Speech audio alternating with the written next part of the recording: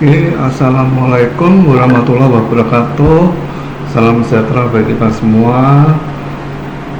Sebelum kita mulai pertemuan ketujuh, sebelum UTS mata kuliah akuntansi perpajakan, ini kita berdoa, ucap syukur atas kondisi sehat dan atas bisa kuliah, bisa mengajar hari ini. Ya, semoga besok UTS-nya itu bisa dilalui oleh mahasiswa dengan hasil yang baik. Amin. Oke, mari kita mulai ya. Ini pertemuan ketujuh ya. Berarti pertemuan ketujuh itu adalah membahas tentang pertemuan pertama sampai pertemuan ke-6 kemarin ya. Ya, dan hari ini ya kita mulai mundur ya. Bahannya adalah dari bahan materi CTT akuntansi pajak dari halaman 1 sampai dengan halaman ini ya, modal saham ya, bahan UTS ya, itu harus sampai dengan salah nih bahan UTS sampai terakhir modal saham, saya salah sebentar, bahan UTS sampai dengan terakhir modal saham. Sebentar, kita kirim lagi aja. Oke, sebentar, kita kirim lagi aja ya, sebentar, salah di yang lama, ini berarti yang ini ya. Oke, ini bahannya ya, bahan sampai halaman 32 bahan UTS. Oke, nunggu diupload di WA. Nah, ini bahannya berarti pertemuan pertama ya, tentang tentang overview tentang akuntansi perpajakan kemudian misalnya pembukuan secara komersial dan pembukuan secara fiskal ya, dan arahnya nanti tujuannya adalah tentang pembukuan dan pencatatan dari seluruh rekening yang ada di neraca maupun rugi laba ya. Tapi kalau sampai UTS berarti hanya pertemuan 1 sampai 6 ditambah include ya, include saudara bisa belajar dari bahan CTT ini sudah lengkap ya, itu halaman 1 sampai halaman 32 ya, sampai ini berarti sampai ke kewajiban dan ekuitas. Paling terakhir adalah ekuitas ya, dari modal usaha perseorangan maupun persekutuan maupun modal saham perseroan atau PP yang ditinjau dari pencatatan dan pembukuan ya gitu. Apakah ada pertanyaan ya? Nanti kalau saya tanya, ini kan ujiannya kemungkinan 2 minggu lagi ya. Ya kalau bisa nanti kalau saya sempat tapi di sini sudah ada semua soal-soalnya, jadi selama 2 minggu depan nanti saya akan membuat soal ya.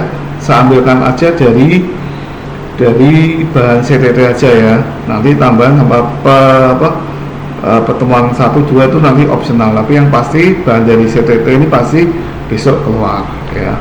Contoh misalnya ini kita naik atas lagi ya, yang terakhir adalah amunitasi dalam akuntansi pajak ya, berarti ini penyusutan ya, penyusutan dari yang ini berarti ya, penyusutan ini sampai terakhir.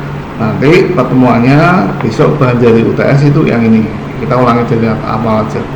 Oke, akuntansi pajak bahan sampai dengan UTS pertemuan 1 sampai 6 tambah materi CTT ya. Setelah 1 sampai 6 itu bisa optional ya, yang pasti nanti bahannya dari CTT halaman 1 tambah sampai 32 ya, yang membahas lengkap sampai terakhir pembukaan dan pencatatan tentang ekuitas ya, itu bahan UTS. Nanti setelah UTS kita mengarah ke UAS, nanti bahannya berarti jadi rekening laba rugi ya gitu. Kita mulai overview lagi ya, konsep akuntansi perpajakan. Nanti kalau lebih lengkap itu ada di YouTube ya, YouTube saya dari pertemuan 1 sampai 2. Ini kalau di sini ini cara teoritis susah ya. Berarti tapi kalau saya kemarin di video meskipun yang pertama tidak ada gambarnya ya, soal aja, tapi itu adalah intisari dari akuntansi perpajakan ya. Perpajakan adalah sisi dari dua sisi ya, yang satu sisi dari perusahaan, ya. Yang satu adalah sisi dari fiskus atau Ditjen Pajak. Oke. Nah, semua siklus akuntansi pasti dimulai dari dokumen, jurnal, posting, neraca, jurnal penyesuaian, ini apa, neraca kerja ya, worksheet, sampai neraca saldo setelah penyesuaian, kemudian apa, laporan keuangan, jurnal penutup, dan neraca saldo setelah penutupan. Jadi yang ditutup nanti setelah dibuat apa, neraca saldo setelah penutupan, maka rekening apa, nominal laba rugi pasti rekening laba rugi pasti dinolkan lagi ya. Oke, itu persamaan dasar akuntansi. Misalnya besok ini juga bisa keluar ya, persamaan dasar akuntansi apa ya, sebagai orang akuntansi adalah aktiva sama dengan pasiva sebetulnya yang pertama. Kemudian aktiva itu apa, sama dengan kewajiban tambah ekuitas ya, atau utang tambah modal dulu ya. Tapi sekarang istilahnya itu apa, kalau yang terbaru adalah liability plus equity bahasa Inggrisnya ya, atau utang plus ekuitas atau modal ya. Klasifikasinya namanya pencatatan pembukuan, kita nanti kan belajar dari rekening ini ya. Nanti ujiannya sampai dengan apa, modal sampai persetujuan terbatas ya. Ciri kualitatif akuntansi pajak ya, dapat dipahami oleh petugas pajak. Nanti ini juga bisa keluar ya, misalnya ini sampai berapa nih, 6 ya, nanti ada 2 soal ya. Nanti misalnya soal 1 apa, ciri kualitatif adalah dapat dipahami oleh petugas pajak, B tidak dapat dipahami, C nya sensitif informasi, D apa, C nya ini, D nya ini. Kemudian apa, jawaban apa, semua salah apa, jawaban 1, 2 dan apa, 1 dan 2 benar, semua jawaban salah ya. Nanti ini tak apa, bisa menjadi 2-3 soal ya, kayak gitu. Ini cara teori, tapi kalau cara intinya dari praktek nanti perusahaan akan membuat apa, laporan keuangan sendiri yang bisa minimal itu labanya sekecil mungkin ya, kayak gitu. Tapi kalau di sisi pajak yang apa, itu dia akan mengoreksi atau membaca dulu dari laporan apa, keuangan dari pihak perusahaan yang akan apa, diteliti atau diamati, yang kekurangan apa, dia akan apa, mengoreksi koreksi fiskal ya, kayak gitu. Kemudian hubungan akuntansi komersial dengan akuntansi pajak ya. Akuntansi komersial adalah sisi dari apa, sisi perusahaan ya. Hanya akuntansi pajak itu tidak memiliki standar seperti apa, akuntansi keuangan yang lainnya ya, lebih detail, lebih apa, rigid itu sebenarnya lebih pakem ya. Nah ini kan intinya laporan keuangan dari perusahaan harus apa, memenuhi standar dari akuntansi ya, gitu. Siklus akuntansi keuangan adalah identifikasi, pencatatan transaksi ya, dari dokumen ya. Ini dari kajian ekonomi berarti ada dokumennya ya. Jadi kajian ekonomi itu apa? Saudara harus ingat-ingat dasar-dasar akuntansi. Kajian ekonomi adalah suatu apa, kejadian yang bisa mengubah apa, mengakibatkan perubahan pada apa posisi laporan keuangan dan apa laba rugi ya, sehingga bisa mempengaruhi apa, aktiva dan pasiva ya, gitu. Pencatatan transaksi adalah di jurnal ya, kemudian apa, dianalisis dan diposting. Ini baru yang ketiga adalah penyajian ya, penyajian laporan keuangan. Jadi dari akuntansi pajak kita belajar 3. Yang pertama membukukan ya, kedua mencatat ya, dan ketiga nanti menyajikan apakah sesuai dengan laporan fiskalnya pajak ya, kayak gitu. Ini kita ulangi lagi pembukuan ya. Nanti misalnya pasal berapa, ini besok dengan keluarnya aja ya. Pasal ini melakukan apa, mengatur apa, ini ya besok bisa keluar. Jadi soalnya besok saya ambilkan aja dari materi sertifikat akuntansi pajak ya, jangan lengkap kok. Nanti kalau apa, PKP ya, nanti ada wajib orang wajib pajak OP atau orang pribadi itu tidak lebih besar dari 4,8 miliar atau 4.800.000.000 ya. Izin pembukuannya nanti harus ada rekonsiliasi ya, dengan koreksi fiskal ya. Ini perbedaan akuntansi komersial muncul, maka harus diadakan rekonsiliasi ya, yang gambar ini ya. Nah, nanti ini bisa juga keluar ya, bagaimana istilahnya tahap dari proses laporan keuangan fiskal. Yang pertama misalnya A ya, dokumen jurnal worksheet ya. Yang B, dokumen jurnal posting ke buku besar ya. C, dokumen jurnal laporan keuangan. D, semua jawaban di atas benar. E, semua jawaban salah. Berarti yang benar harusnya dokumen jurnal posting dulu, nanti baru ke worksheet ya. Ini besok bisa keluar ya, ya gitu. Kemudian metode pembukuan nanti misalnya bisa bisa keluar ya. Yang pertama adalah stresel aktual aja ya. B, stresel kas aja. C, gabungan dari stresel aktual dan stresel kas. D, semua jawaban di atas benar ya. E, semua jawaban di atas salah ya, ya gitu. Ini juga bisa keluar ya. Wajib pajak harus pembukuan dalam bahasa Inggris dan mata uang Amerika, atau milih dua, kalau Inggris, yang satunya bahasa Indonesia ya, kecuali transaksinya mata uang asing. Jadi pengecualian ya, pengecualian.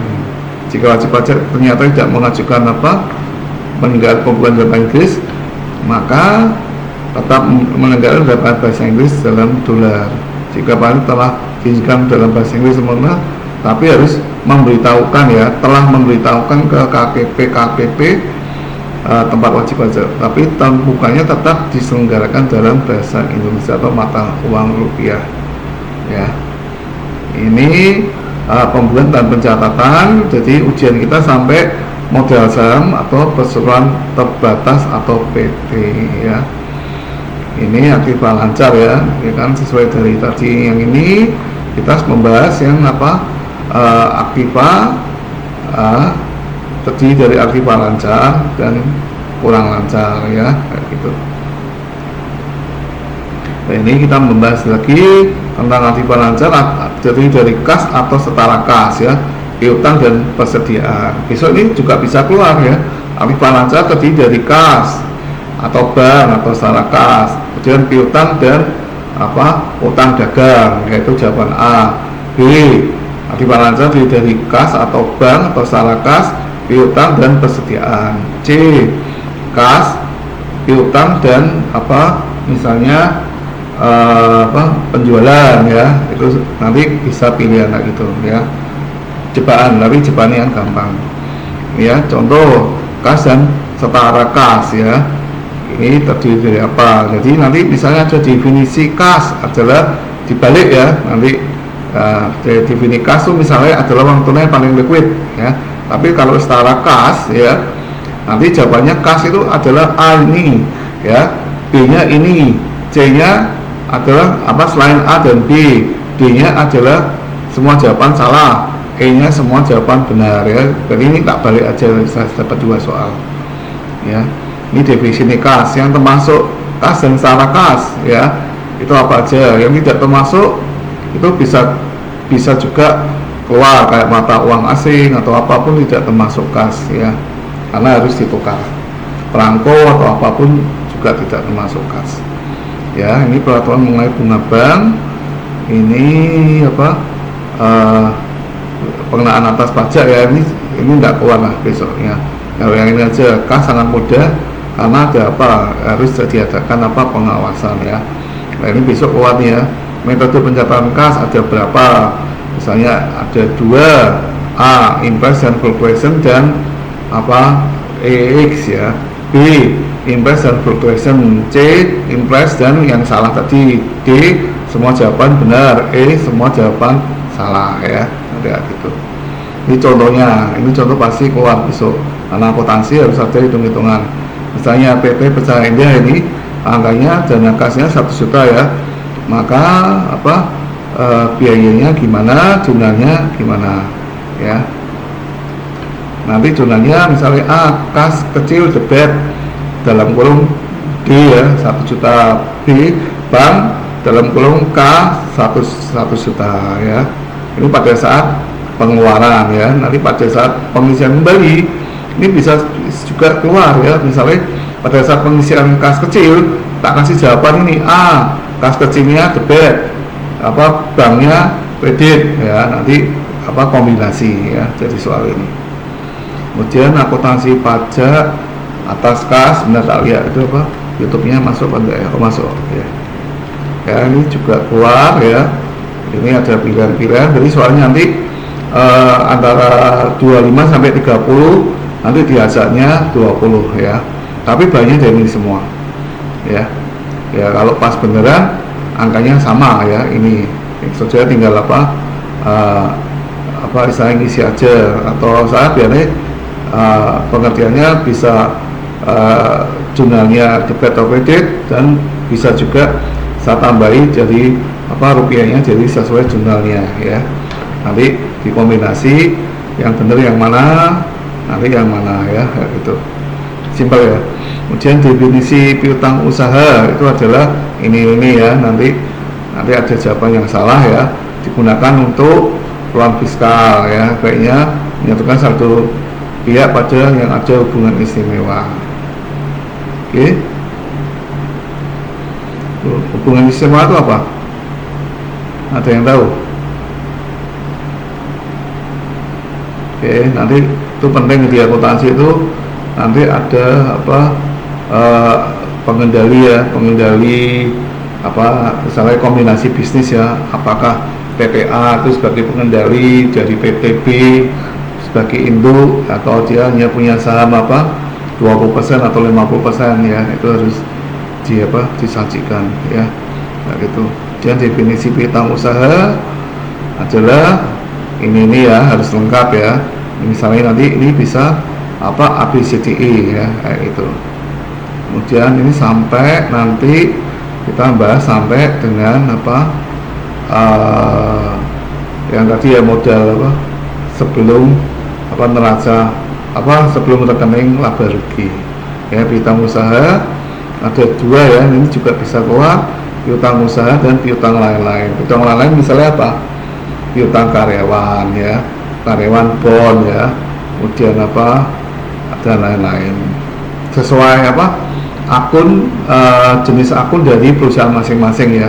Ada perusahaan yang akunnya satu akun piutang usaha ya, itu banyak banget ya, mungkin dari bisa per departemen, per daerah atau itu pada rekeningnya tinggal fleksibel ya, fleksibelnya, tapi dia nanti waktu diposting masuknya ke buku besarnya piutang usaha, nanti buku pembantunya itu yang banyak ya, kayak gitu. Piutang lain-lain juga sama, nanti buku pembantunya dari piutang lain-lain itu banyak sekali ya, kayak gitu. Dan pelakuan akuntansi atas piutang tetap berdasar pada SHK ya. Nah, yang dimaksud dengan piutang yang dapat ditagih dalam 1 tahun, maka itu golongan aset lancar. Jadi kalau piutang yang lebih dari 1 tahun, maka dia tidak dimasukkan aset lancar ya, pada aset lain-lain, atau piutang tidak tertagih, atau bahkan dia bisa sebagai biaya kerugian ya, cadangan biaya kerugian piutang ya, itu. Dan akuntansi komersil yang terjadi pada pembelian potongan harga dan terjadi return penjualan ya. Biasanya ini harus tepat ya, returnnya berapa, nanti akan memotong akan sisi penjualan ya, nanti akan dipotong di semua. Tapi kalau pakai aplikasi lebih enak, dan aplikasinya itu kadang harusnya diawasi secara sistemnya tuh postingnya benar apa enggak. Kalau transaksinya masih sedikit sih gampang ya, tapi kalau transaksinya sudah ribuan, nah itu deteksinya yang sulit ya, kayak gitu. Ini akuntansi atas piutang contohnya ya, ini PT PKP ya, dikenakan sebagai PKP tahun 2016. PKP itu pengusaha kena pajak ya jika omsetnya lebih besar daripada 4,8 miliar, dan ada keuntungan dari para PKP ya, kan karena bisa memotong dari laporan pajaknya ya, dikreditkan ya, kayak gitu. Kemudian ini contohnya ya, di sini juga bisa keluar, tapi jawabannya ABCD ya, piutang usaha debit 5,5 juta, BPN keuangan kredit ya, penjualan kredit ya, HPP debit, persediaan ini segini. Nanti jawabannya bisa gabungan ya, piutang usaha debit ya, kemudian HPP nya kredit, persediaannya kredit. Nah itu sing A, nanti yang benar nanti harus sesuai dengan yang ini ya, gitu. Ini perpetual ya, perpetual itu adalah sistem yang masuk dalam persediaan ya, karena bisa diikuti jumlahnya. Tapi kalau yang periodik dimasukkan dalam pembelian ya, pembelian. Oke. Kemudian itu ini nanti ada ya, yang satu ini soalnya PKP, yang satu belum PKP. Nah nanti ada kelebihannya ya, nah ini bisa dipotongkan ya gitu. Tapi kalau yang non PKP maka tidak bisa dipotongkan. Oke, kemudian ini sistem perpetual ya, ini sistem perpetual, ini yang PKP ya gitu. Dari metode penghapusan piutang misalnya ada berapa, misalnya A penghapusan langsung, B penyisian atau pencadangan, C penghapusan piutang lain-lain ya. Kemudian yang B penghapusan dan penyisian atau cadangan aja, C nya misalnya penghapusan langsung tambah akun lain ya, misalnya langsung yang salah, nanti D nya semua jawaban benar ABCD. Kemudian yang D itu adalah jawaban yang benar dari ini, yang E nya semua jawaban salah ya, gitu. Kira-kira gitu ya besok keluarnya ya, yang di UTS. Cuman ini belum saya buat, nanti mungkin minggu depan sudah ada instruksi membuat soal di Siakat nanti ya. Kira-kira yang saya input tuh kira-kira soalnya 25-30, yang keluar 20, dari per soal nilainya 5 ya. Itu nanti sama kemarin yang sudah dapat nilai 5 poin ya, atau yang sudah 2 kali 7,5, nanti saya tambahkan kan nilai akhir ya di UTS nya ya. Nanti di UAS mungkin juga ada tambahan poin-poin, nanti bisa mengangkat saudara bisa dapat A, atau misalnya B, C bisa jadi B ya gitu ya, atau B bisa jadi AB sesuai nilainya ya gitu. Dan saya harapkan nanti mahasiswa bisa dapat A ya, minimal AB lah. Tapi kalau harus ikut ujian ya, kemarin saya ngoreksi itu ada presensinya 50%, kemudian hanya ikut UTS saja, UAS nya nggak ikut. Nah saya harus ngasih nilai berapa gitu ya. Saya harapkan semua mahasiswa dapat nilai yang bagus lah ya gitu. Dan saudara harus mengikuti UTS maupun UAS, nanti bisa dikerjakan berkali-kali sampai saudara mendapat nilai paling tinggi.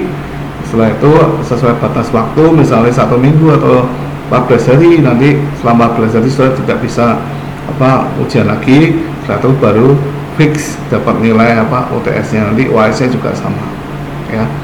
Ini yang persediaan ya, berarti yang tidak lancar. Saya masuk ke definisi persediaan. Persediaan ini kan dalam manufacturing ada persediaan barang jadi ya, atau dan barang setengah jadi, dan bahan baku dan bahan penolong ya gitu. Ini adalah salah pencatatan dari fisik atau periodik dari persediaan ya. Metode fisik atau periodik harus diopnam ya. Kemudian yang perpetual itu harus bisa langsung ya, karena ada kartu stoknya ya. Ini kalau ini salah nih bahannya nih, kebalik ya. Harusnya yang perpetual ini kelemahannya dari fisik ya, kelemahannya nggak bisa. Ini kebalik nih, berarti bahannya dari CTT salah nih ya. Ini nanti sudah masuk ya. Kalau yang metode fisik itu keunggulannya keunggulannya kalau fisik itu dimasukkan ke pembelian benar ya. Keunggulannya nilai persediaan tidak tepat ya. Yang ini masuk yang perpetual ya. Ya, kelemahannya banyak waktu untuk menilai persediaan ya, ini benar ini. Tapi kalau yang keunggulannya kebalik nih ya, ini pindah ke sini ya, kayak gitu ya. Berarti keunggulannya ini pindahkan ke sini, kelemahannya ini adalah tambahkan ke sini. Berarti kelemahannya metode fisik tidak dapat memastikan persediaan akhir dengan tepat ya, sehingga harus diadakan pencocokan jumlah fisik, ini pindah sini ya, kebalik itu ya, gitu. Oke, ini contoh ya, jurnalnya kayak gini ya. Ini besok bisa keluar juga, tapi nanti saya perkirakan sampai pertemuan ke-6 sampai tentang sebelum rekening laba rugi, semua ini bisa ke cover dalam soal ya. Contoh yang dalam termasuk akun biaya di muka itu apa, gabungan apa, ini ya, nanti itu bisa keluar. Jadi semuanya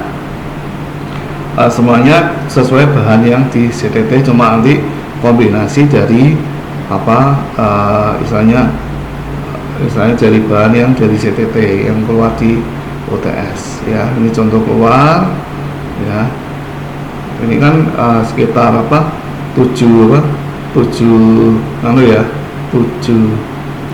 bab, maka setiap bab mungkin bisa keluar 1 enggak 2 ya, 3 bahkan 3 sampai 4, sehingga totalnya bisa 25 sampai 26 soal ya. Berarti misalnya ini ya, ini aktiva lancar ya, mungkin bisa 4 soal ya. Ini sampai sini kan kira-kira 7 sampai 8, berarti satu soalnya tematik ini bisa 4 soalan ya. Nanti yang UAS nanti ini juga harus sampai selesai, sampai dengan PPH 21 nya ini ya, gitu. Ini sampai selesai adalah bahan dari UAS ya, gitu. Apakah ada pertanyaan? Sebentar,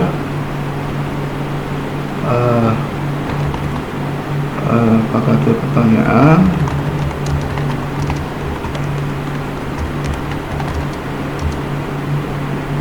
Untuk bahan UAS, untuk bahan UTS, oke ya. Berarti saya fokuskan yang di pertemuan besok itu banyak kemungkinan besar dari CTT semua ya, akuntansi perpajakan. Nanti baru ditambah kalau kurang soalnya saya tambahkan dari pertemuan bab 1 sampai pertemuan 1 sampai pertemuan 6 ya, kayak gitu. Apakah ada pertanyaan? Kalau tidak ada, saya akhiri lebih dahulu ya. Insya Allah nanti soal sudah ready, dan nanti bisa mahasiswa bisa mengerjakan UTS ya. Dan saya harapkan ya, kalau akuntansi itu jangan ngejar nilai ya, karena akuntansi adalah suatu skill ya, atau keahlian ya, dan kita harus banyak belajar terus nanti ilmunya bertambah, karena akuntansi itu perubahannya cepat ya. Akuntansi biaya meskipun perubahannya sedikit, tapi kan tetap ada, kayak misalnya just in time dulu kemudian accounting zero, stock zero dari Jepang ya, itu Kaizen, itu adalah sisi dari akuntansi semua ya. Dan itu pasti berubah sesuai dengan sistem dan dunia sekitarnya, di dunia industri maupun dunia pendidikan. Harus saudara dan saya itu harus mengikuti terus ya, supaya kita apalagi kita sudah masuk Society 5 ya, dan revolusi industri 4, dan adalah harus keunggulan siap-siap menggunakan teknologi ya, karena sebagai profesi paling gampang nanti akuntansi itu. Kalau dulu auditnya berdasarkan kertas ya, paper ya, tapi dari Departemen Keuangan itu sudah menyiapkan metode digital pakai Atlas ya. Nah, itu harus saudara harus siap ya. Atlas itu cara ngumpulnya gimana ya, itu harus dipelajari setiap penambahan ilmu dari akuntansi ya. Nanti kalau saudara akuntansi biasanya kalau ditanya mau magang ya di KAP, saudara saudara pernah dapat atlas mahasiswa? Tidak pernah, dan mereka biasanya menolak ya, karena mereka KAP itu atau KJA itu tidak mau ngajari lebih lanjut ya tentang atlas ya, kayak gitu. Oke, gitu aja. Saya mohon diri, insya Allah kita ketemu lagi di UTS 2 minggu lagi ya, atau 10 harian ke atas lah. Moga-moga saudara mahasiswa bisa menyiapkan persiapan untuk menghadapi UTS, dan saya harap nilainya baik semualah ya. Yang penting bisa menyerap dari ilmu akuntansinya, itu paling mahal ya. Saudara nanti ditambah pengalaman saudara kerja di kantor, di dunia lapangan, nanti saudara kan lebih tahu dan menyelami, oh akuntansi itu soalnya tuh kayak gini, arahnya tuh ke sini ya.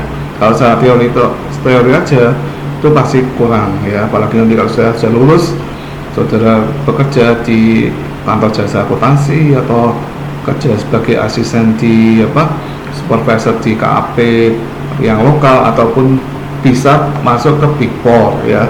Tapi kalau saudara ikuti sertifikasi yang dipakai untuk saudara terjun langsung ke Big Four ya, gitu. Teman saya, anaknya teman saya itu cuma S1 YKPN ya plus PPAK aja ya, tapi dia bisa menghandle 10 perusahaan PBK di Jakarta. Hebat tuh, cuma S1 aja loh ya, akuntansi YKPN plus dia ikut PPAK di YKPN ya. Cuma sekarang YKPN-nya, PPAK-nya sudah tutup karena mahasiswanya sedikit yang ikut di sana, padahal itu bagus ya.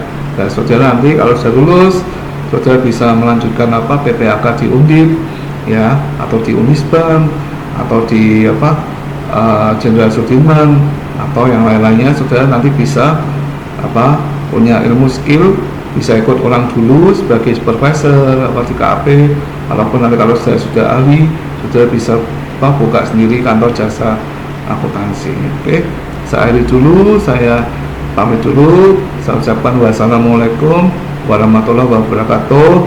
Salam sejahtera bagi kita semua. Insya Allah kita ketemu di bulan depan. Amin.